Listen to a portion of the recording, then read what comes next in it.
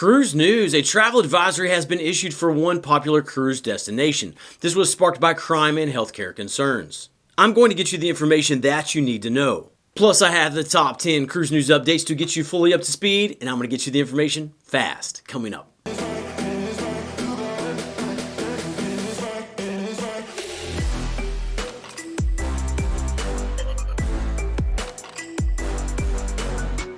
Welcome to the Travel Scouts. My name is Jason. We are your cruise news and information channel. Let's go ahead and jump into today's cruise news. Let's go ahead and kick things off with number 1. Virgin Voyages has announced the launch of a running club across their fleet. This will include both organized runs on board their ships and group runs that guests can participate in while at port. The name of the running club is 8 Legs Run Club, or its shortened version of 8LRC. The idea was inspired by the action of 2 passengers. One ran a full marathon 26.2 miles on the track of the Resilient Lady cruise ship. Another ran for 24 hours straight, completing 639 laps on the track. That measures out to just over 101 miles. Number 2, data has been released on the average age of cruise ships. Right now, there are approximately 450 cruise ships worldwide, and the average age of those ships is 17.5 years old.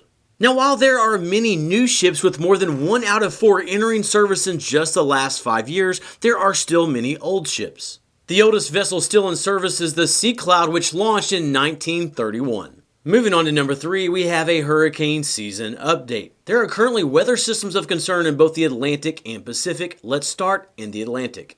The Atlantic currently has one weather system of concern. It is identified by the yellow X on this map. This storm is being given a 60% chance of cyclone development in the next week. It is currently moving west towards the Lesser Antilles Islands. We will continue to monitor. Meanwhile, in the Pacific, there are 2 weather systems being tracked. The storm of greatest concern is identified by the red X on this map.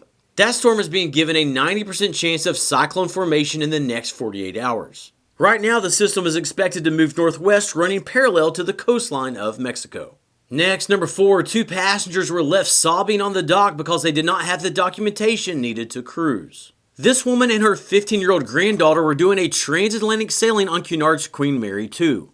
The ship was going from Southampton to New York City. Both are residents of the UK, and they would require an ESTA for their arrival in the US. An ESTA is a visa that UK residents can use to visit the US for up to 90 days. The grandmother did not think this was needed for her granddaughter since she was under 16 years old. However, it is needed for travelers of all ages. The grandmother said in a statement, quote, "I knew I needed an ESTA, but I thought I read somewhere that children under 16 didn't need one if they're traveling with an adult. But I obviously got that wrong. Both of us were just sobbing. I was so disappointed for Layla. She was so excited. To get within yards of the boat, it was devastating. I cried all the way home and all night." She attempted to get the ESTA processed while at the cruise terminal. However, the approval did not come back until 5:04 p.m., just a few minutes after the ship departed.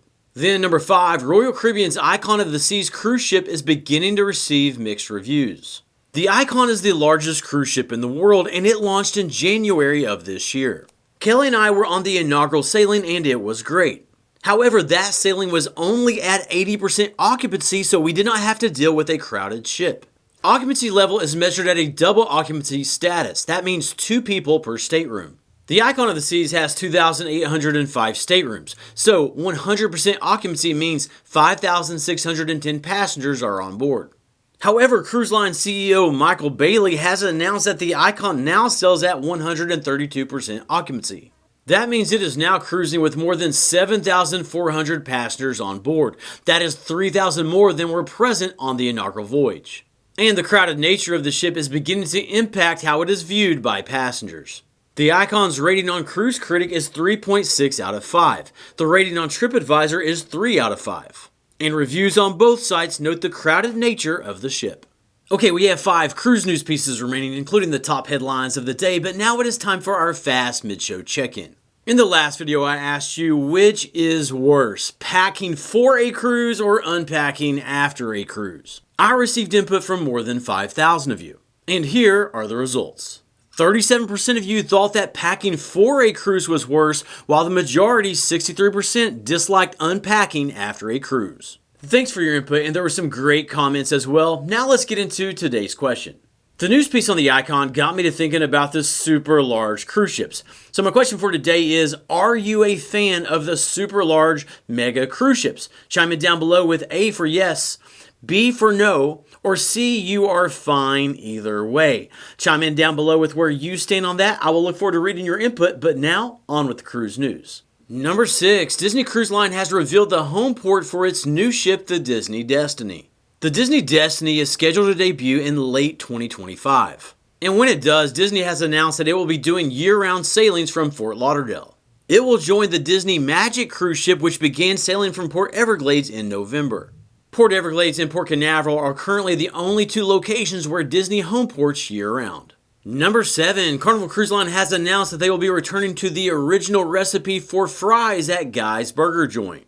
Originally, Guy's Burger Joint had hand-cut fries. However, Carnival moved away from that for a while. Feedback from Carnival cruisers was that they preferred the original hand-cut fry recipe. So Carnival is in the process of making the switch back.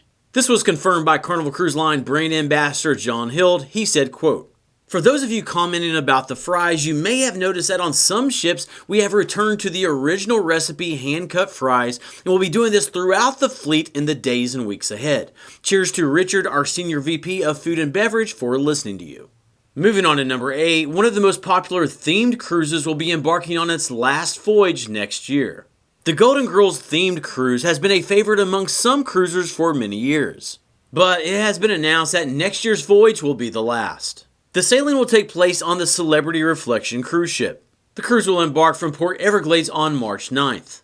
Prices start at $1,694 per person, and that includes drinks, Wi-Fi, and gratuities. Next, number 9, Royal Caribbean Group has announced their financial results for the second quarter, and here are some of the highlights. First, the net income for the quarter was $854 million. With strong demand, they are currently 18 months ahead on their financial goals. So it is good to hear that they are recovering from the pandemic setback. Second, Royal Caribbean Group said that right now they are sitting at a record position in regards to bookings. So what that will mean for us is continued higher prices based upon supply and demand. And third, they also noted that their customer profile is getting younger. Within Royal Caribbean Group, they said that nearly half of their customers are millennials or younger. Then number 10, the U.S. State Department has issued a travel advisory for the island of Jamaica. The travel advisory for Jamaica is a level 3. Level 3 means to reconsider travel. The State Department said that they issued this travel advisory based upon new information regarding crime and healthcare in the country. They stated that violent crime occurs throughout the island. In Jamaica, instead of states, they have parishes. They have 14 of those. The U.S. government prohibits government personnel from going to certain areas in 11 of the 14 parishes due to the frequency of violent crime. Now, they did note that there are lower rates of violent crime in tourist areas. This is because there is increased security. But they also highlighted that sexual assault still routinely occurs even in tourist areas, so that is something to be aware of. The State Department also noted that Jamaican police are frequently slow to respond and criminals are rarely prosecuted. So in regards to safety, in Jamaica, you will want to consider staying close to the secure port area or booking an excursion through a reputable company. Now in regards to healthcare, the State Department made 3 very important notes. The first is that in Jamaica, most hospitals and doctors do not accept U.S. health insurance. And U.S. Medicare and Medicaid does not apply overseas. Second, private hospitals will require payment up front before they will even admit you to the hospital. And that brings us to the third note, which the U.S. State Department even put in bold print. They said, quote, "We strongly encourage you to obtain traveler's insurance, including medical evacuation insurance before traveling. If something happens to you or a loved one while in Jamaica, the only way to have coverage is to have travel insurance. It is relatively cheap, but it can save you a fortune. If you don't know where to start with travel insurance, I will put some information for you down in the video description. As always, the information I am relaying to you is not intended for you to be afraid, but for you to be aware so that you can make wise decisions for your cruise travel. Okay, subscribe and turn the notification bell on to stay up to date with the latest cruise news and information. The next video, it'll be coming out soon, but until then, keep on cruising and we'll catch you in the next video.